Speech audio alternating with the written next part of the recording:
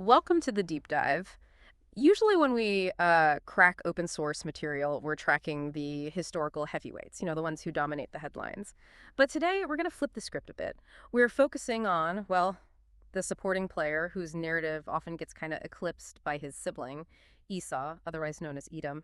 Our sources for this deep dive are, well, they're intensely specific, a foundational genealogical record that can look, frankly, a bit daunting on the surface. But our mission here is to synthesize this data, to pull up the story of political development. We're watching, sort of in fast motion, how a family unit expands and transforms into a structured nation, establishing its territory, raising powerful tribal chiefs, and ultimately setting up an established monarchy. This is political science written in a family tree, really. And what's key for you, the listener, is realizing that this material provides the essential blueprint for the Edomites. It sets them up right from the beginning. It details their decision to settle in the rugged hill country of Seir, their strategic marriage alliances, and that crucial evolution from kinship groups to a formal, functioning state with rulers and defined territories. It really gives you a complete framework for understanding one of the earliest established peoples of the region. Okay, so let's unpack this political history. Starting with the immediate family structure. Esau's first move, politically speaking, was, well, it was his choice of wives. He didn't keep his lineage insular. We immediately see the strategic diversification. Marry into neighboring groups who held, local power. Absolutely. The source names 3 primary wives, and each one establishes an immediate geographical and cultural connection. You have Ada, the daughter of Elon the Hittite. That ties them to the Canaanite sphere right away. Mm-hmm. Then there's Basemath, who was the daughter of Ishmael, linking Esau's family to his uncle's, powerful desert lineage. And the third one, which is maybe the most significant in terms of local integration, that's Oholibama. Right. She's noted as the daughter of Anna and granddaughter of Zibeon the Hivite. So when you see those titles, Hittite, Ishmaelite, Hivite, you realize these weren't just marriages. This was immediate intentional diversification, setting up powerful political alliances right out of the gate. Exactly. And those alliances, they quickly translate into the next generation.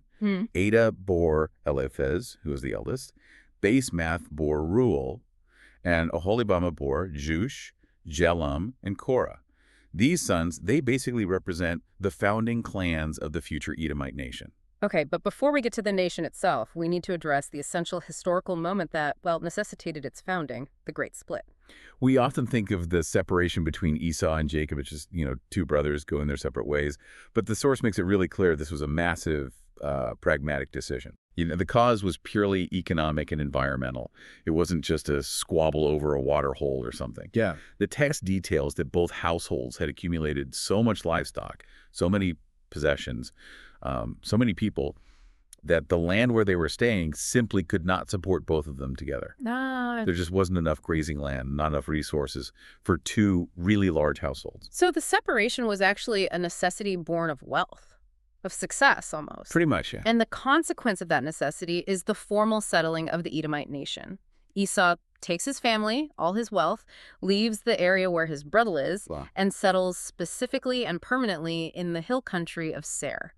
And that move that defines the location, the resources, and the identity of the nation from that point forward. Right. And once the territory is settled, the political structure starts to formalize. We move from the family unit, the sons of Esau, Yeah. to something far more organized, these powerful clans and their recognized leaders, which the source explicitly calls chiefs. Right, chiefs. And here's where it gets really interesting in terms of naming that power structure. The genealogy starts detailing the descendants of Eliphaz, Esau's firstborn. We see his sons, Taman, Omar, Zepho, Gatam, and Kenaz, all rising to positions of power, specifically designated as chiefs. This transition, it shows a recognition of authority that extends beyond just the immediate patriarch. And speaking of authority, we really have to pause here because Eliphaz's line contains one specific, highly consequential detail, something that echoes throughout subsequent ancient history. Ah, you're talking about the inclusion of Amalek. Exactly, Amalek. The source notes that Eliphaz had a concubine named Timnah, and she bore him Amalek. And this single individual is then explicitly listed right there among the chiefs descended from Eliphaz. Okay, so listed as a chief, even though born to a concubine. Yes, and the fact that Amalek stems from a concubine, which was often, a less prioritized line, yet achieves this status as a recognized chief. Yeah. It speaks volumes about his power, maybe, or the early political volatility of the region. So why does this detail matter so much in the long run? Well, because this lineage, the Amalekites, becomes one of the most consistently hostile and frankly notorious adversaries in the history of the twin sibling Israel. The source is essentially identifying the origin of a powerful, persistent future enemy right here, in the generation immediately following the founding patriarch. Wow. It's almost like the source is archiving the beginning of all these future You could conflicts. see it that way, yeah. And the line of chiefs continues through Esau's other sons too, right? Like Reuel. Yes, real, born to Basemeth. His sons Nahath, Zerah, Shammah, and Mitzah also established prominent clans and are listed as chiefs.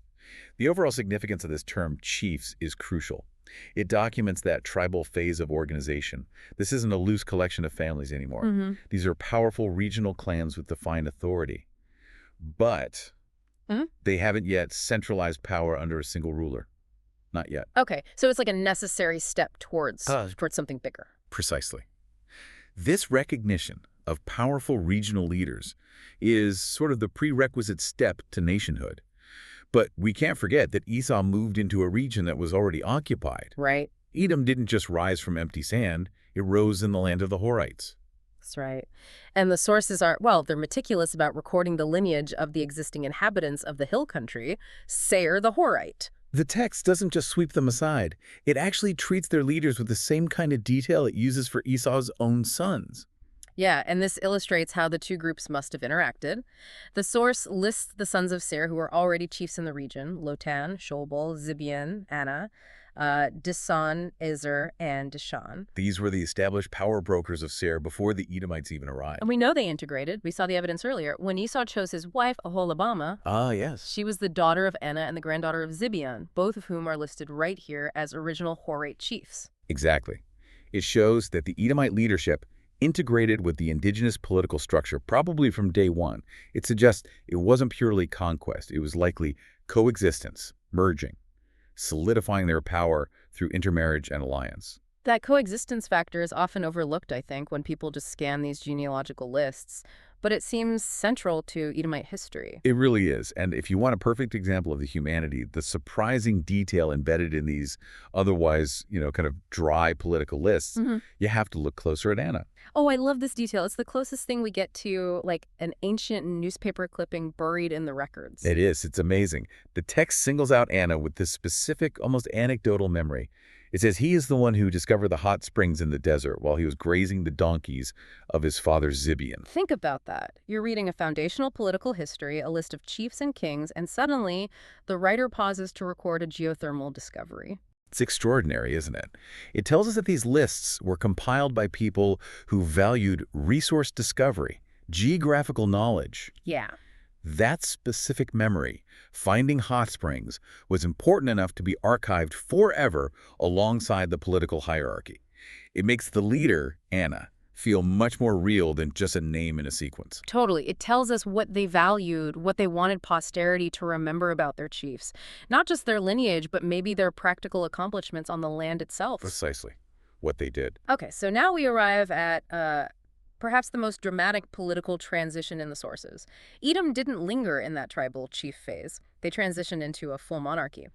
And the source gives us this critical piece of comparative history right here, a historical marker for the ages, really. It does. It explicitly states that these were the kings who reigned in Edom before any Israelite king reigned. That timing, wow. That timing is a massive clue.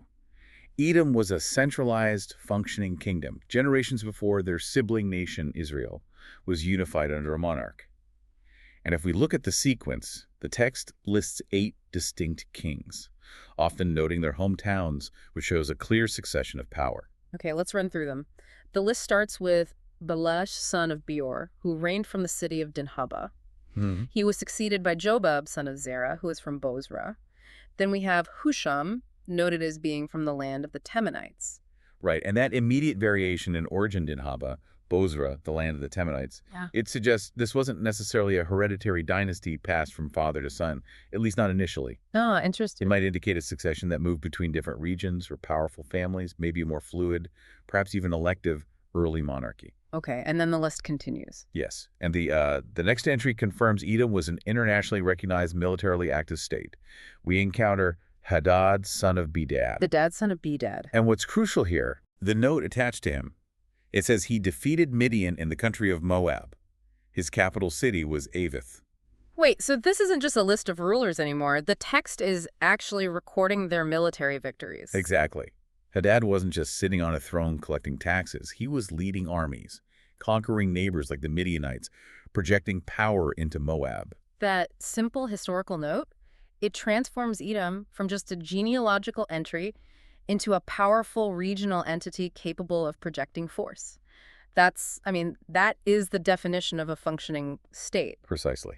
Following that significant military reign, the succession continues with Samlah from Masrekah, Okay. followed by Shaul from Rehoboth on the river, Rehoboth on the river, got it. and then Bohanan, son of Akbor. And the final king listed is another Hadad. Yes, another Hadad, who reigned from the city Pau. And the source provides a fantastic little detail here, one that kind of anchors this figure in history. What's that? It names his wife Mehetabel, and it even gives her lineage. Daughter of Matred, the daughter of Mezahab. Huh. Why would the chronicler include the queen's lineage, especially her grandmother, when they haven't really done that for most of the other kings? Well, it could just be a matter of more complete records being available for that time. Yeah. Or perhaps Mehetabel herself, or her family line tracing back to Mezahab, held significant independent power or wealth. Maybe it was crucial to Hadad's rule, or perhaps to the transition of power that followed him. Those small inclusions, they often signal powerful marriage alliances or diplomatic importance that, superseded the norm. Interesting. And then after this long list of kings, the source it closes out by listing yet another set of chiefs. Yes, chiefs descended from Esau, but this time they seem organized by their settlements or regions. Chiefs like Timnah, Aholibama, Kenaz, Magdiel, and Edom. So back to chiefs after the kings. What does that suggest? Well, this political ending is highly analytical, you could say. This final list of chiefs following the established line of kings. Yeah. It might suggest that the monarchy eventually ended, or perhaps the centralized rule broke down for some reason. And authority then devolved back into powerful regional clans, defined now by their specific territories or settlements. Like Timnah or Kenaz representing regions, not just lineage. Exactly. Yeah. So the source seems to document the full political cycle of Edom, from family to tribe represented by the early chiefs, then consolidating into a kingdom, and then potentially fragmenting back to powerful regional clans, also called chiefs, defined by where they settled. So summing up our journey through this dense source, we started with two brothers, forced to separate because their herds and households were just too large for the land they shared. But by reading the fine print, we tracked their immediate political diversification through marriage, their integration with the indigenous Horite people. The documentation of their powerful, sometimes rival clans like the Amalekites. And finally, their rapid ascent to a functional, militarily active monarchy, all before their famous twin brother founded his own kingdom. Yeah, and the key takeaway for you, the listener, is realizing that these foundational texts, these genealogies, they are not just dry lists of names, not at all. They are condensed historical archives. They document complex state-building processes, the whole political evolution from a simple family unit to a complex nation, preserved in just a few columns of text. It's quite remarkable. It really is, from livestock issues to kings defeating neighbors. And maybe one final thought to leave you with. If we connect this whole picture to the broader political landscape of the ancient Near East, the meticulous recording of Edom's integration with the Horites and the establishment of these powerful centralized kings before any Israelite king reigned, well, it raises a profound question, doesn't it? What does the Edomite success story, their early state formation, reveal about the differing conditions or maybe the timelines required for building a state in that era? Why did one sibling rapidly build this complex political apparatus while the other, Israel, remained a collection of tribes for generations longer? That structural history, that comparative development, that's what's really hidden deep within the genealogy, something to think about.